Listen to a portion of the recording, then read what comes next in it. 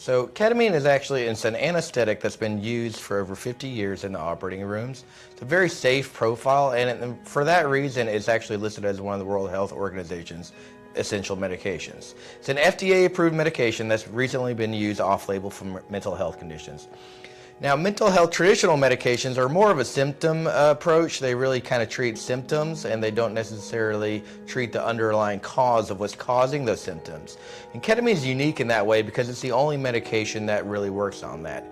And it uses those anesthesia properties as well by regulating your nervous system. So it actually targets the glutamate neurotransmitter in your brain, which is the one that gets ramped up with your nervous system. So when you're in a fight or flight nervous system state, that excitatory neurotransmitter is going out of control. So it targets that and actually ramps that down. So it's essentially a dimmer switch on your sympathetic nervous system. And when that happens, our nervous system becomes very regulated.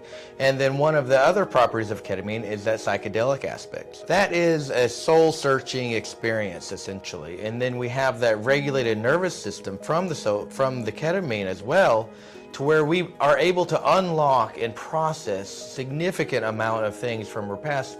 So typically when we try to talk about these things, it would activate that fight or flight sympathetic nervous system state. And then our processing center from our brain gets shut down and we just relive that trauma. So with ketamine, you actually experience it and then you process that trauma. Now, the long-lasting effect of ketamine, and what's really unique is that neuroplasticity aspect of ketamine. What that means is really that our brain's ability to form new thought patterns and beliefs, and another term for it is neurogenesis. So for about 3 to 5 days after each infusion, your brain enters into this highly neuroplastic state to where we've just done a lot of trauma processing, we have this highly regulated nervous system, and then we're creating these new thought patterns and beliefs that are based in that new nervous system state that we've created and that trauma that we've processed. Now, those neural connections are actually permanent. So what our protocol is 7 infusions over a 3-week period. So it's not a medication that you continue to take for long term. It is something that allows you to essentially rewire your brain over a 3-week period to where you process lots of trauma, you regulate your nervous system, you release lots of trauma with our body work, and then you create these new thought patterns and beliefs that are formed and rooted in that regulated nervous system state.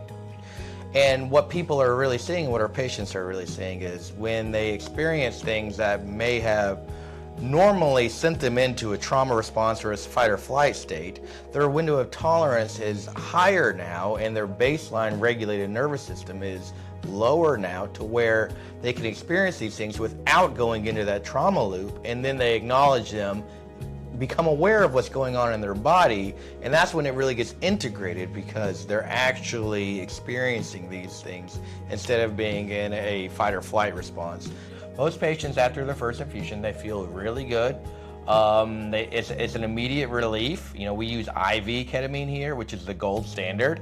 So it all goes instantaneously into your vein. And we have full control over the dosage on that. And that's really the benefit of IV, is being able to titrate that and change it on a dose-to-dose level from a session-to-session level. One of the questions that we get a lot are like the side effects of the medication, and really the main one that you need to be concerned about is increased blood pressure of ketamine. We usually see that as a correlation with the intensity of their experience that they're going through during the infusion. It's always very short-lived, and it can increase their blood pressure and their heart rate. You know, it's a sympathetic dimmer switch, so it turns off that ego fight or flight, but they still release the adrenaline that's associated with that. And that can increase the heart rate and the blood pressure. Typically, that's only going to be a concern if there's some type of underlying heart disease or heart condition or something of that effect.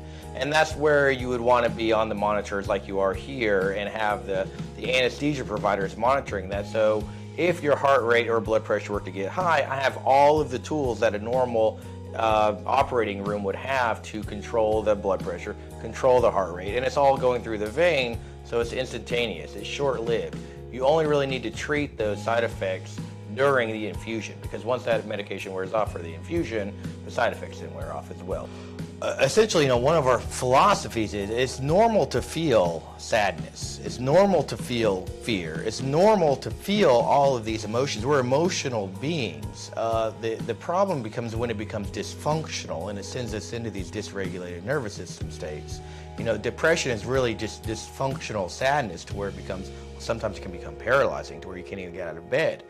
But the goal is to be able to feel these feelings and then acknowledge these feelings while staying regulated and then processing and moving through the feelings so that it actually becomes part of ourself without becoming dysregulated. And ketamine really helps with that. It's more of a tool in regulating that and then integrating it. And that neuroplasticity window is what people are experiencing on a day-to-day basis, where they're experiencing life or experiencing emotions as a human while staying regulated. And that's what really that long-lasting effect is from the ketamine therapy.